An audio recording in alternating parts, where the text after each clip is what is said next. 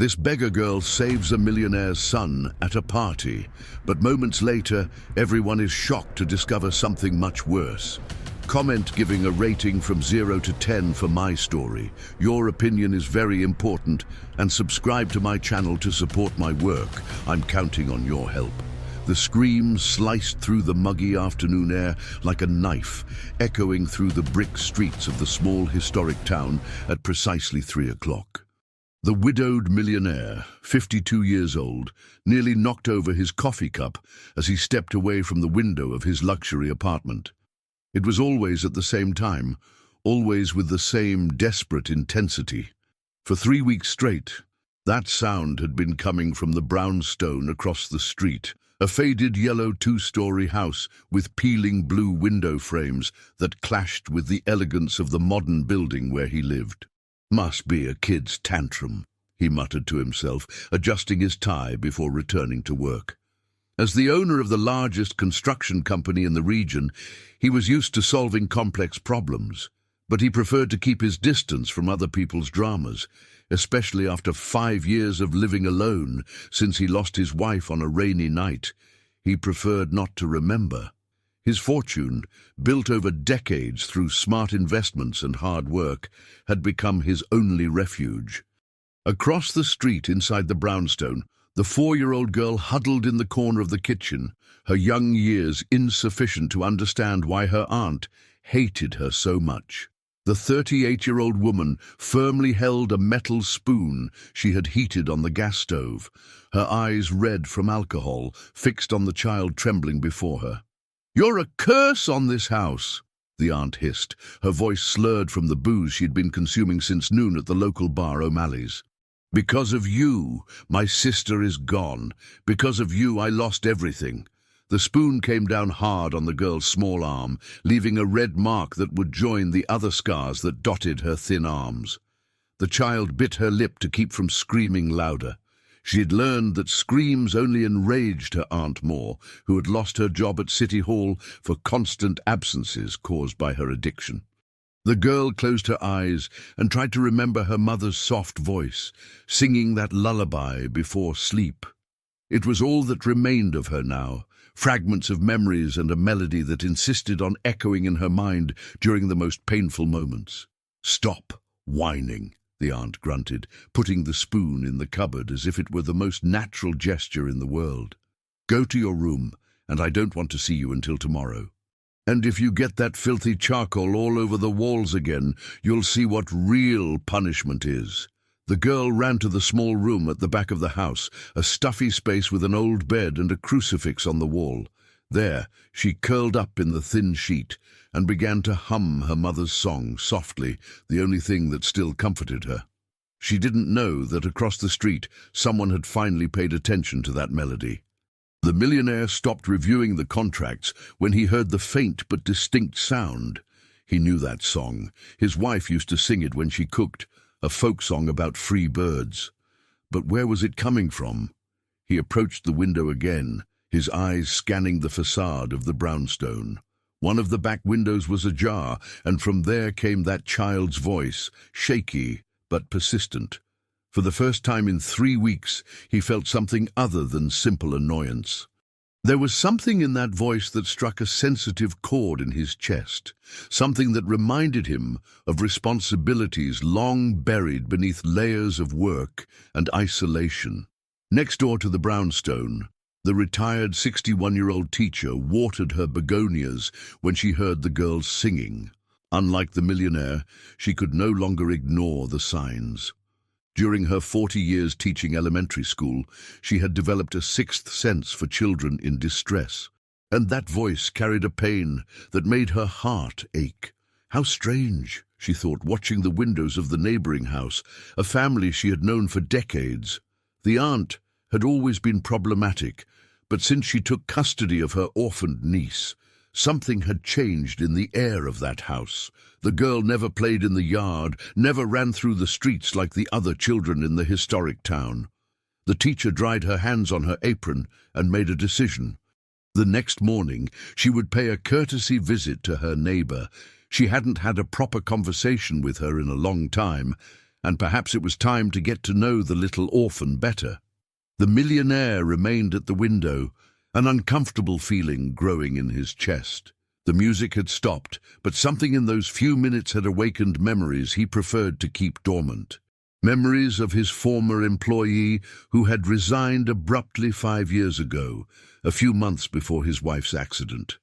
She was a kind woman, always humming while organizing the construction company's files. Then, suddenly, she had simply disappeared from his life, leaving only a formal resignation letter and many unanswered questions. He had never thought of her again until he heard that familiar song echoing from a house where a child seemed to suffer in silence. The sun began to set over the mountains surrounding the town when the girl finally fell asleep, exhausted by pain and fear. Her little fingers clutched the sheet, and in her dreams she flew like the birds she secretly drew on the kitchen walls with pieces of charcoal found in the yard. Across the street, the millionaire closed the curtains and tried to get back to work, but he couldn't concentrate. Something had changed that afternoon, something he didn't fully understand yet. For the first time in years, he felt that perhaps it was time to pay attention to what was happening beyond his own windows. Night fell over the historic town, but the echo of that child's song continued to resonate in the mind of a man who had spent 5 years fleeing from his responsibilities and a retired teacher who had never been able to ignore a child's suffering. The next morning brought with it the aroma of fresh bread from the local bakeries and the typical hustle and bustle of the town waking up for another day. The retired teacher put on her best floral dress and combed her grey hair with extra care. There was something in that child's voice that wouldn't leave her alone, an echo of hopelessness that she recognized from her years as an educator. At 9 o'clock sharp, she knocked on the door of the brownstone. The sound echoed through the silent interior until shuffling footsteps approached. The aunt opened the door with a puffy face and red eyes, clearly suffering the effects of the previous night's drinking. "Good morning," said the teacher with her gentlest smile. "I came to pay a courtesy visit. It's been so long since we've had a proper conversation." The aunt hesitated, running her hand through her disheveled hair. "Oh, Mrs. Henderson, it's not a good time. The house is a mess." "Nonsense, dear. We've been neighbors for so long." The teacher took a step forward, forcing the aunt to back away. "And I'd really like to meet your niece. I hear she's a lovely girl." The aunt's face hardened for a moment before forcing a weak smile. "The girl is sick. High fever. Best not to get close." At that moment, a soft noise came from the kitchen, the sound of something being dragged on the floor. The teacher perked up her ears, immediately recognizing the sound of a child trying to move silently. "Maybe I can help," the teacher insisted. "I have experience with sick children. Raised 3 kids. You know how it is." "No need, no," the aunt replied quickly, blocking the entrance with her body. "I already took her to the doctor. It's just a cold. It'll pass soon." The teacher noticed the aunt's nervous hands, the way she avoided eye contact, and especially the strong smell of alcohol emanating from her, even though it was so early. All the signs she had learned to recognize during decades of dealing with troubled families. Across the street, the millionaire watched the scene from his window while eating breakfast. He had woken up earlier than usual, disturbed by confusing dreams, where a child's voice mingled with memories of his former employee. When he saw the teacher at the door of the brownstone, a strange curiosity washed over him. The teacher finally said goodbye to the aunt, but not before casting an investigative glance into the interior of the house. There was something deeply wrong there, and her experience told her that a child was suffering. As she walked back to her house, she decided that she needed to find a way to verify her suspicions. Inside the brownstone, the aunt locked the door forcefully and headed to the kitchen, where she found the girl crouching behind the table, trying to hide. The child had tried to reach a glass of water from the sink, but her height didn't allow it, and she had knocked over a chair in the process. "Didn't I tell you to stay in your room?" the aunt growled, her irritation intensified by her hangover and the unexpected visit. "I was thirsty," the girl mumbled, her big eyes fixed on the floor. "Thirsty?" The aunt laughed bitterly. "You want water? Then go get it in the yard, and since you like making so much noise, you can stay out there until I decide you can come in." The girl went out to the small backyard, a space surrounded by high fences and dominated by a single apple tree. There she sat on the ground and began to draw with a piece of charcoal she had found near the gas stove. It was always birds, small, big, some flying, others perched on imaginary branches. Each stroke represented her dream of freedom, of flying away from that house where pain was her only constant companion. The hours passed slowly. The aunt had locked the back door, leaving the girl in the yard under the strong midday sun. The child began to feel dizzy, but she knew that knocking on the door would only result in more punishment. So she began to hum her mother's song softly, the melody being her only source of comfort. It was that melody that reached the millionaire's ears again. This time he couldn't ignore it. There was something too familiar about that voice, that specific song. He took his cell phone and, almost without thinking, began to record. He didn't know exactly why, but an instinct told him that he might need that evidence. As he recorded, fragments of memories began to fall into place in his mind.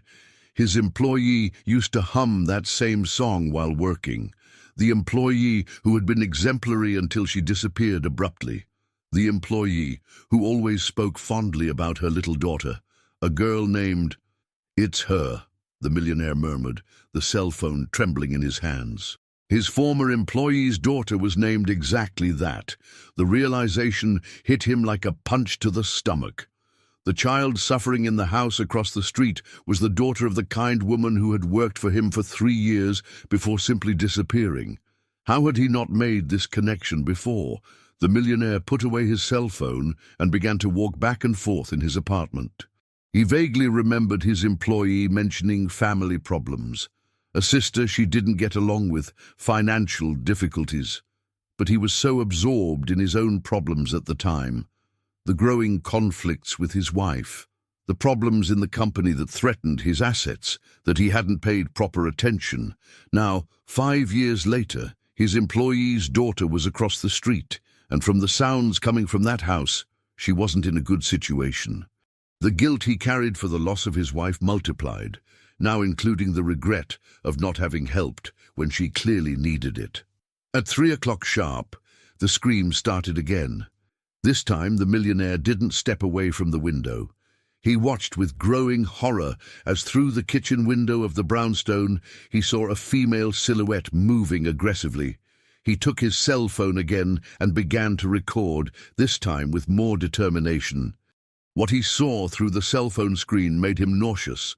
The aunt was holding something in her hands. It seemed to be a kitchen utensil, and gesturing violently towards a small figure that he could barely distinguish.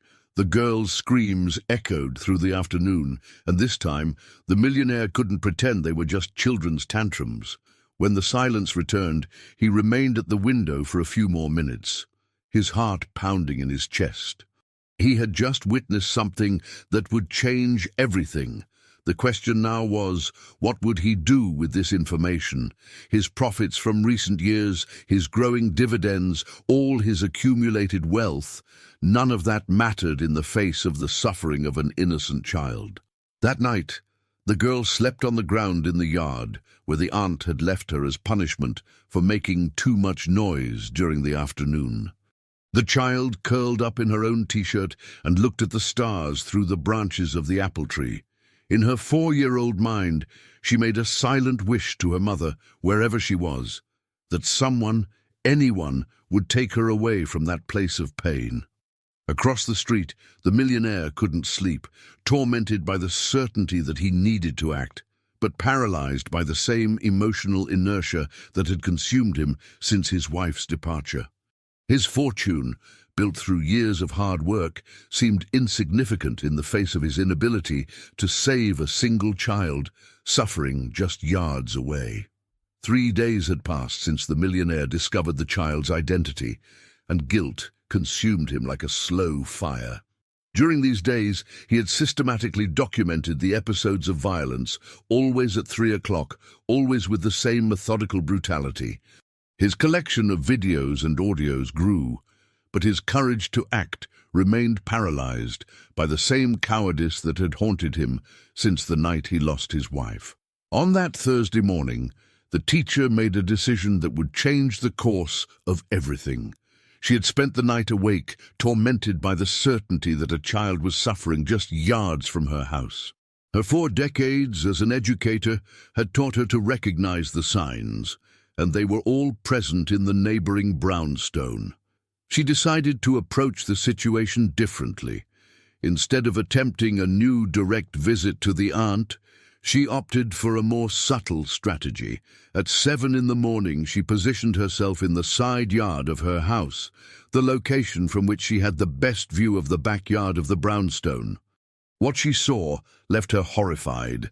The girl was sitting under the apple tree, completely alone, wearing only a torn t-shirt and underwear. Her small arms were marked by evident burns, some still red and inflamed. The child was drawing in the dirt with a piece of charcoal, creating shapes that the teacher recognized as birds. "Good heavens," whispered Mrs. Henderson, her hands trembling as she held onto the fence that separated the yards. It was worse than she imagined. Much worse. The girl looked up and saw the lady watching her. For a moment, the two stared at each other in silence. Then, to Mrs. Henderson's surprise, the child smiled, a weak but genuine smile, and waved shyly. "Hi, Grandma," said the girl in her tiny voice, using the affectionate term she gave to all elderly ladies. "Hi, honey," replied Mrs. Henderson, struggling to keep her voice steady. "Are you all right?" The girl glanced quickly at the windows of the house before answering. "I'm fine. I'm just drawing birdies." "That's nice. Do you like birds?" "I like them a lot. They can fly wherever they want," replied the child, her big eyes shining with a sadness that broke Mrs. Henderson's heart. At that moment, the aunt's harsh voice echoed from inside the house. "Girl, where are you?" The terror that instantly took over the child's face said everything Mrs. Henderson needed to know. The girl got up quickly, wiped her hands on her t-shirt, and ran into the house, but not before looking once more at Mrs. Henderson with an expression that screamed for help. Mrs. Henderson remained in the yard for a few more minutes, processing what she had seen. The burns, the fear, the way the child reacted to the aunt's voice. Everything confirmed her worst fears. She could no longer pretend she didn't know what was happening. Across the street, the millionaire had witnessed the entire interaction. Through his window, he was able to see the yard partially, and the sight of the marks on the girl's arms made him sick.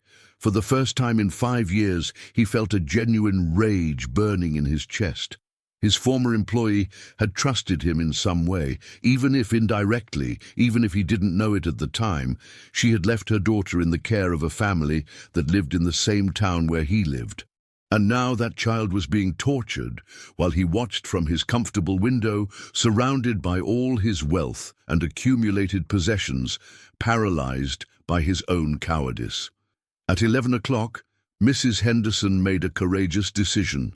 She put on her best Sunday dress, grabbed a tray of homemade cookies she had prepared as a pretext, and headed again to the brownstone. This time, she wouldn't take no for an answer. The aunt answered the door reluctantly, clearly annoyed by the neighbor's insistence. "Mrs. Henderson, I already told you, it's not a good time."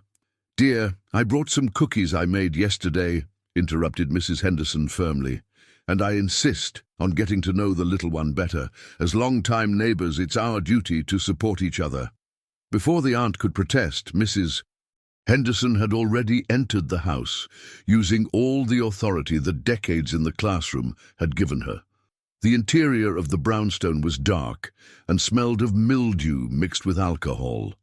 Old and poorly maintained furniture occupied the living room, and there was a heavy atmosphere that made the air seem difficult to breathe. "The girl is sleeping," lied the aunt, blocking the path to the back of the house. "What a pity. Maybe another time then," said Mrs. Henderson, but her experienced eyes had already catalogued several disturbing details: dark stains on the kitchen floor that appeared to have been poorly cleaned, a metal spoon left on the gas stove, and especially small charcoal drawings on the walls that clearly had been made by a child. At that moment, a low sound came from the direction of the kitchen, a muffled sob, almost imperceptible. Mrs. Henderson and the aunt froze. The silence that followed was tense and revealing. "Must be the neighbour's cat," said the aunt quickly, but her voice trembled slightly. Mrs. Henderson smiled and nodded, but had decided that she had seen enough. "Well, I'll let you rest then. But remember that I'm always right next door if you need anything. Anything at all." The tone of Mrs. Henderson made it clear that it was not just a casual offer of help. It was a subtle but direct warning. After Mrs. Henderson left, the aunt locked the door forcefully and headed to the kitchen, where she found the girl huddled behind the gas stove, trying to hide. The child had cried when she heard Mrs. Henderson's gentle voice, remembering the kindness she had once known. "You were making noise," accused the aunt, her eyes already shining with familiar rage. "No, Auntie, I didn't make noise," protested the girl, but her small voice sounded weak even to her. The aunt grabbed the metal spoon that was on the stove and placed it directly in the flame. The girl recognized the ritual and began to tremble. She knew what was coming next. "You want to get attention, don't you?" hissed the aunt as the spoon heated up. "You want the neighbors to come here asking questions? You think I don't know how to take care of you?" Across the street, the millionaire had positioned his cell phone in the window and was recording again. This time, he managed to capture not only the sounds, but also partial images through the kitchen window. What he saw made him make a decision that would change everything. He could no longer be just a silent observer. His former employee had been a good person, a dedicated employee who always spoke of her daughter with love. That child was his responsibility now, whether he wanted it or not. All his accumulated capital, his prosperous investments, none of that was worth it in the face of the suffering of an innocent child. While the girl suffered another episode of systematic torture, the millionaire made a call that he hadn't made in months. He called his personal lawyer and old college friend David Miller. "I need your help with a delicate situation," he said, watching through the window as the girl's screams echoed through the afternoon. "It's about a child, and I think it might be a matter of life or—" The call was interrupted when the millionaire saw something that completely froze him. Through the window, he could clearly see the aunt holding the incandescent spoon close to the girl's arm. This time, the child didn't scream. She just cowered in silence, as if she had given up fighting. "I need you to come here now," the millionaire said on the phone, his voice trembling with contained rage. "Bring documents about reporting child abuse. I have evidence, lots of evidence." That night, after the aunt fell asleep drunk on the living room couch, the girl managed to sneak out silently into the yard. Her new burns ached, but the physical pain was less than the pain in her heart. She sat under the apple tree and looked at the stars, humming her mother's song softly. What she didn't know was that for the first time in months, someone was truly paying attention to her suffering. And that, in the coming days, her life would change in ways she couldn't even imagine. Across the street, the millionaire didn't sleep that night, planning every step of an intervention that would finally put all his fortune and influence at the service of something that really mattered. The lawyer arrived at the millionaire's apartment on Friday morning, with a grave expression on his face. The two men had been classmates in college almost 3 decades ago, and he knew well the emotional isolation that his friend had built after the loss of his wife. Therefore, the urgent phone call from the previous night had surprised him so much. "I need you to tell me exactly what's going on," said the lawyer, sitting down in the apartment's spacious living room. "You talked about a child in danger, but I need details." The millionaire poured coffee and positioned himself near the window, the place that had become his obsession in recent days. "The girl who lives in the house across the street is the daughter of a former employee of mine. She's being mistreated by the aunt who takes care of her." "Mistreated how?" asked the lawyer, taking a notepad out of his briefcase. "Burns, daily screams, neglect." The millionaire paused, struggling with the words. "I have recordings, evidence of what's happening." The lawyer was silent for a moment, processing the information. "This is very serious. If you have evidence of child abuse, you need to contact the relevant authorities immediately." "I know," replied the millionaire, running his hands over his face. "But there's something else. The mother worked for me for 3 years. She left abruptly in 2019, a few months before my wife's accident. I never understood why, but now you feel responsible," completed the lawyer, understanding the emotional complexity of the situation. The millionaire nodded. "If I had paid more attention at the time, maybe I could have helped. Maybe she wouldn't have needed to leave her daughter with this woman."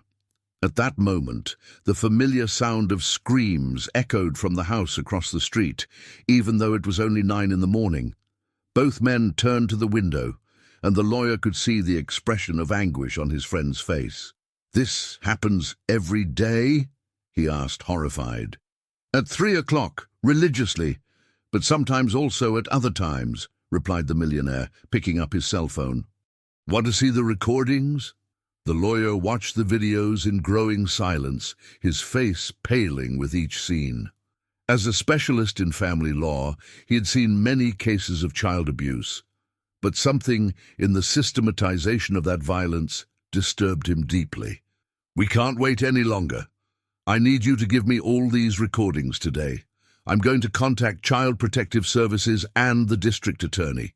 That child needs to be removed from that house immediately." While the two men planned the intervention, across the street, the girl was living another day of terror. The aunt had woken up with a particularly severe hangover and discovered that there was no more alcohol in the house. Her irritation multiplied when she found new drawings of birds that the girl had made on the kitchen wall during the early morning hours. "How many times do I have to tell you not to get the walls dirty?" shouted the aunt, grabbing the girl's arm hard enough to leave marks. "You're a plague, a curse on this house." The girl tried to explain, to say that she had dreamed of her mother and that the drawings made her feel less alone, but the words were lost in sobs. At 4 years old, she still didn't fully understand why her aunt hated her so much, why each day brought new pain. "You're going to be locked in your room until I decide what to do with you," continued the aunt, pushing the child down the hall. "And if I hear so much as a peep, you'll experience a punishment you've never experienced before." The room where the girl was locked was small and stuffy, with only a high window that she couldn't reach. There she curled up in the corner and began to hum her mother's song softly, the melody being her only source of comfort in a world that seemed to have forgotten that she existed. It was that song that Mrs. Henderson heard when she passed by the house on her way to the grocery store. Mrs. Henderson had spent the entire night thinking about the conversation with the girl in the yard, the marks she had seen on the child's arms, the atmosphere of fear that permeated that house. Mrs. Henderson stopped in front of the gate and listened. The girl's voice was weak, but filled with a sadness that made the educator's heart break.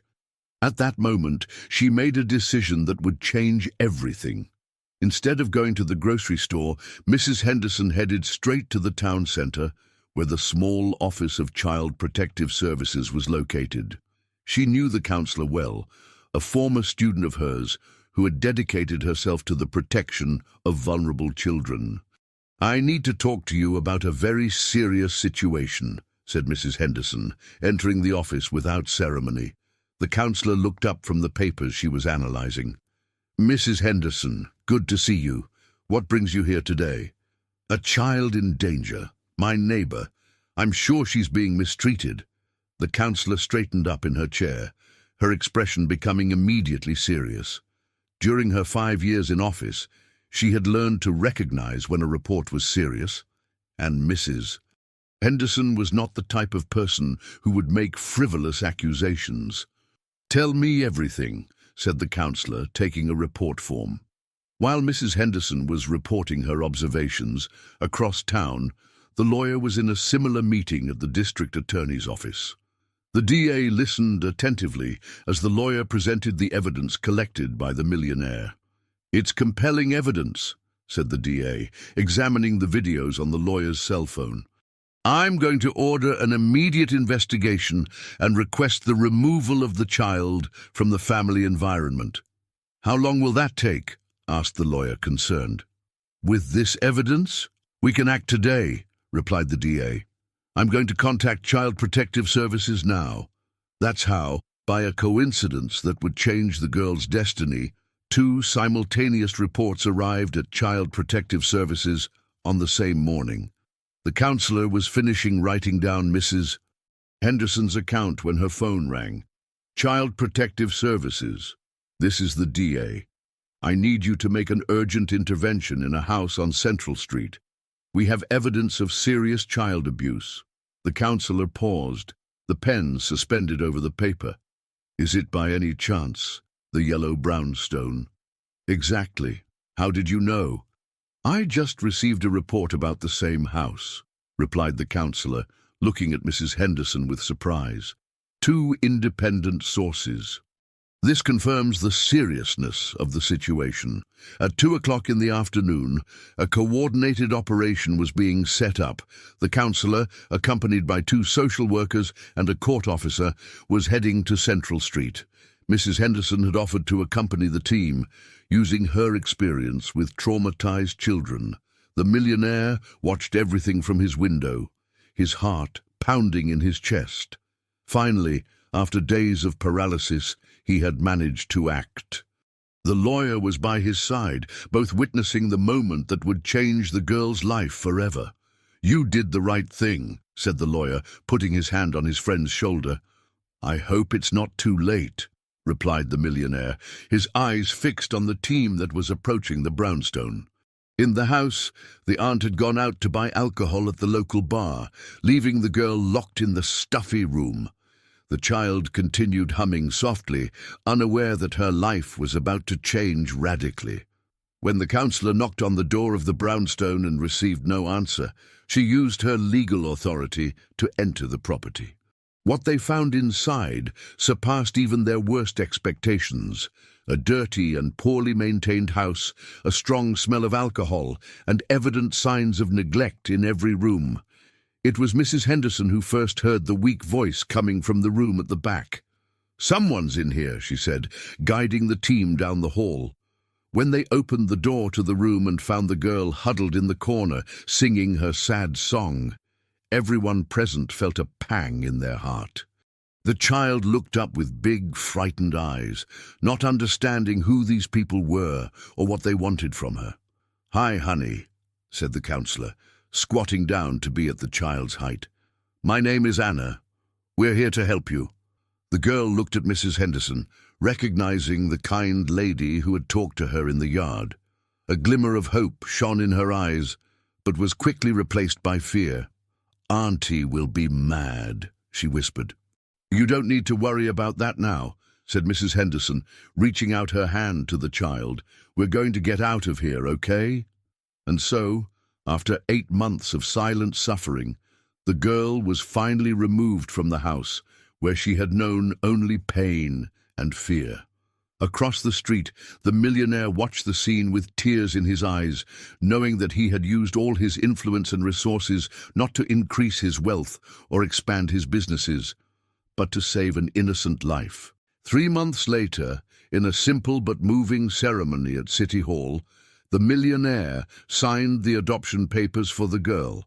She was unrecognizable, healthy, smiling, with shiny hair and eyes full of life. Mrs. Henderson, who had become a kind of adoptive grandmother, was present as a witness. "Now you have a real family," said the millionaire, kneeling down to the child's height. "And you won't send me away?" she asked, still carrying emotional scars that would take time to heal. Never, he replied, hugging her tenderly. You saved my life as much as I saved yours. The girl smiled and began to hum her mother's song, but this time it wasn't a lament, it was a celebration. And at that moment, the millionaire realized that all his wealth, all his investments and holdings, had never given him the feeling of completeness that he felt now, knowing that he had transformed all his capital into something much more valuable, a second chance for a child who deserved to know true love. If you liked this wonderful story, please comment, giving a rating from 0 to 10. Your opinion is very important. And if you love beautiful stories, subscribe to my channel. I promise to make your day better with my videos.